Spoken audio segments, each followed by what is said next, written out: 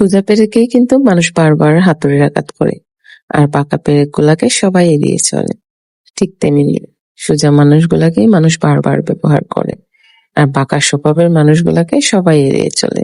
তারপরও দেখবেন এই সরল মনের প্রকৃতির মানুষগুলা কখনো বদলায় না। আসসালামু আলাইকুম, কেমন আছেন সবাই?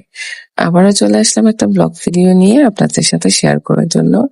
আমার বাসার সবগুলা কাপড়ই এলোমেলো হয়ে আছে, মাঝে মধ্যে গুছিয়ে রাখি, মাঝে মধ্যে দেখা যায় বাচ্চারা সবকিছু এলোমেলো করে রাখে।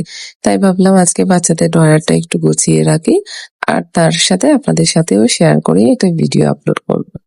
এখানে আমি সবগুলা কাপড় গুছিয়ে নিয়েছি, এখন জায়গা মতো রেখে দেব।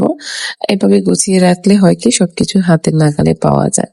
তারপর বিছানাটাও গুছিয়ে নেব, কারণ সবকিছুই এলোমেলো হয়ে আছে। আজকে বাসার তেমন একটা কাজ সকালে করা হয় নাই, আর এখন বেলা গড়িয়ে দুপুর হয়ে গেছে, তাই আমি সবগুলা কাজ করে নিচ্ছি।